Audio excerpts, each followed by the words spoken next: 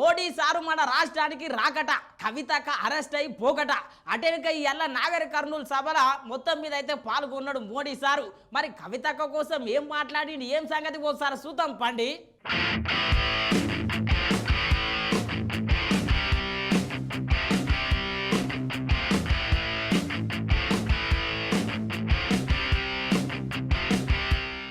అసలు BJP party జోసే అలాగున్నది పో. సభల మీద సభలు పెడుతున్నారు, ర్యాలీల మీద ర్యాలీలు తీస్తున్నారు, పెద్ద పెద్ద లీడర్లు రాష్ట్రానికి వస్తున్నారు, పెద్ద పెద్ద సభలు పెడుతున్నారు. అంత జోష్ ఉన్నది మళ్ళా పార్లమెంట్ ఎన్నికల సమయంలో బీజేపీ పార్టీది.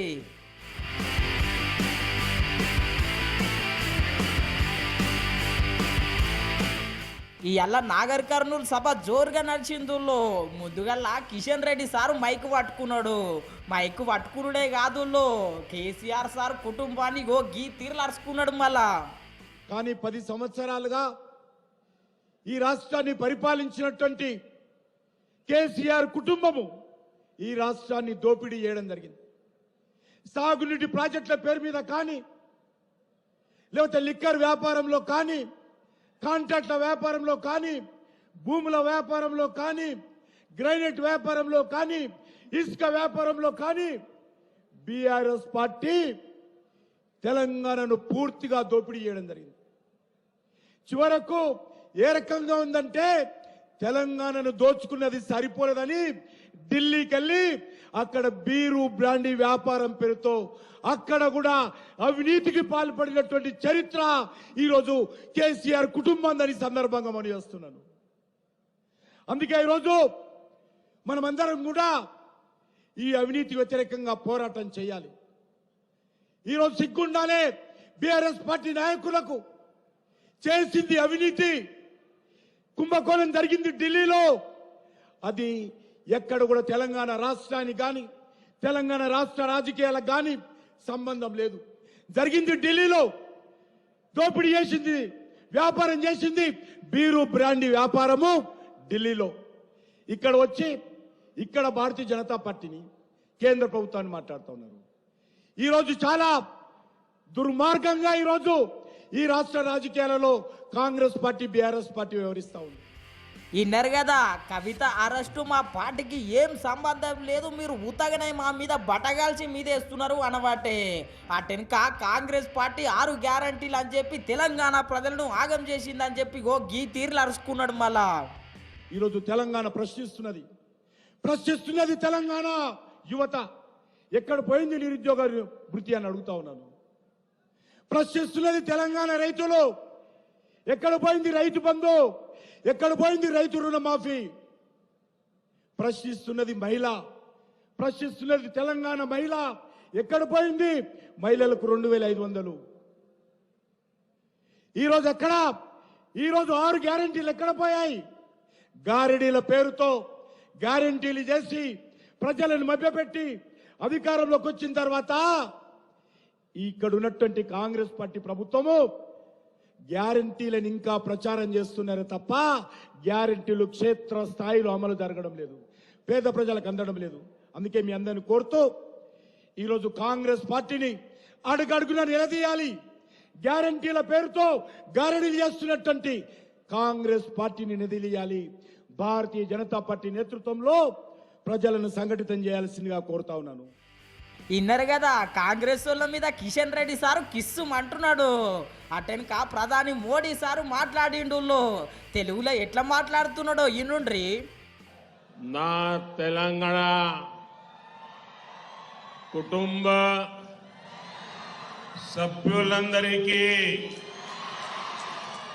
నమస్కారాలు. ఇన్నర్ గదుల్లో మోడీ సారు తెలుగు ముచ్చట. తెలంగాణకు వచ్చి తెలుగు మొత్తం నేర్చుకోవట్టే మోడీ సారు. గంత పర్ఫెక్ట్ గా మాట్లాడుతున్నాడు మళ్ళా.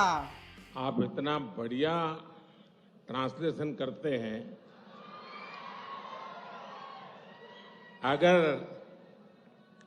10 दिन आप मेरे साथ रहे तो मुझे तेलुगु आ जाएगा. అటెనక మోడీ సారు మాట్లాడుతుంటే చిన్న పాపను చూసి చిన్నగా మురవలేడు మోడీ సారు. చిన్నగా చేతుప్పి నమస్తే పెట్టిండు చిన్న పాపకు.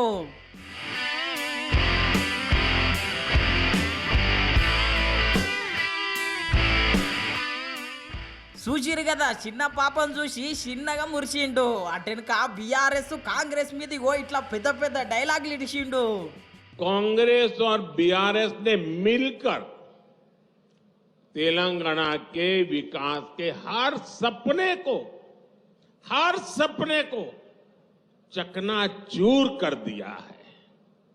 और अब तो मुश्किल ये है कि यहां कांग्रेस के पंजे का कब्जा हो गया है।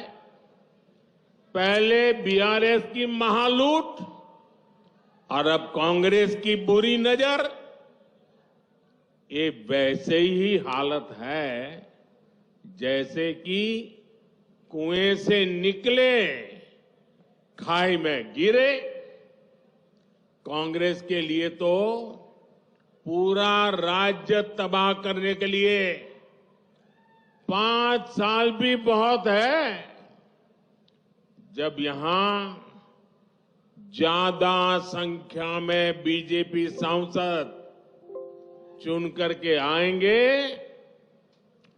तो कांग्रेस को भी अपनी मनमानी करने में बहुत मुश्किल होगा। ఈ నరగదుల్లో తెలంగాణ రాష్ట్రాన్ని కాంగ్రెస్ బీఆర్ఎస్ కలిసి లూటీ చేస్తున్నాయంట. అటెనక కవితక్క అరెస్ట్ ముచ్చట మాట్లాడిండు. परिवारवादी पार्टियों में भ्रष्टाचार की पार्टनरशिप सबसे मजबूत होती है। कांग्रेस और बीआरएस दोनों घोटालों के पार्टनर है। कांग्रेस ने 2G घोटाला किया था, बीआरएस ने पानी में भ्रष्टाचार किया, सिंचाई घोटाला कर दिया। कांग्रेस और बीआरएस दोनों भूमाफिया को सपोर्ट करते हैं। वैसे बीआरएस तो राज्य से बाहर जाकर दूसरे कट्टर भ्रष्टाचारी दलों से भी पार्टनरशिप करके बैठी हुई है।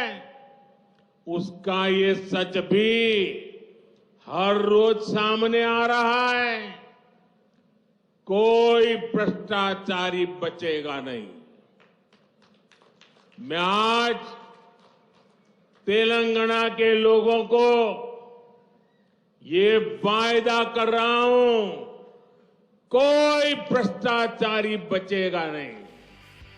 అగగ్గో ఇంటిరి గదుల్లో అవినీతి ఎవ్వరు చేసినా ఇడిచిపెట్టేదే లేదు అనబట్టే కాంగ్రెస్ పార్టీని బీఆర్ఎస్ పార్టీని కూడా ఈ తీరులో విమర్శించే అటెనక ఇచ్చంతరం ఏంటంటే మొన్న బట్టి సార్కు అవమానం అయ్యింది కదా యాదగిరి గుట్టలా అగో గా ముచ్చట మాట్లాడిండు.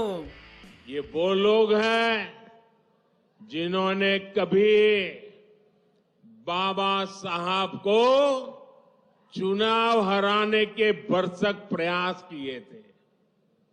इन्होंने एसटी समाज से आने वाली द्रौपदी मुर्मू जी को भी राष्ट्रपति चुनाव हराने के लिए पूरी कोशिश की थी।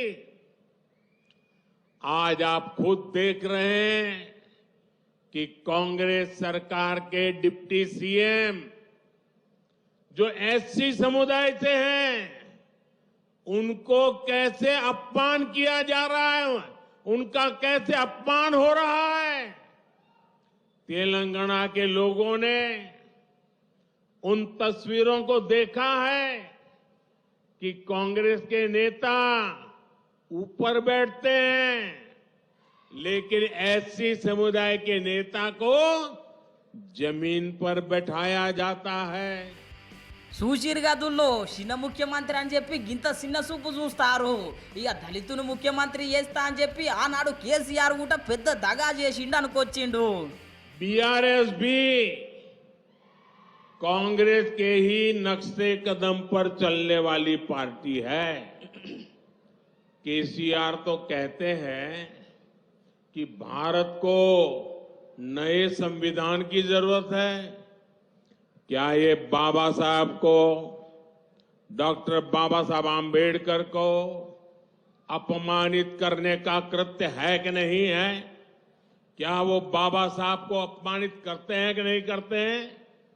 केसीआर ने दलित बंधु योजना से दलितों को धोखा दिया, जिसमें कैसी कैसी चालाकियां की गई थी, कैसी कैसी कमियां रखी गई थी। आंख में धूल झोंकने का ये नया तरीका उन्होंने खोजा था। बीआरएस ने वादा किया था कि तेलंगाना का पहला सीएम एससी समुदाय से होगा, लेकिन ये वादा भी पूरा नहीं किया गया।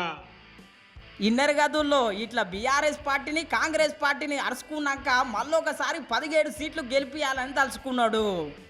नागर कुर्नूल का ये जन सैलाब आपका ये स्नेह ये बता रहा है कि तेलंगाना भी यही ऐलान कर रहा है, अब की बार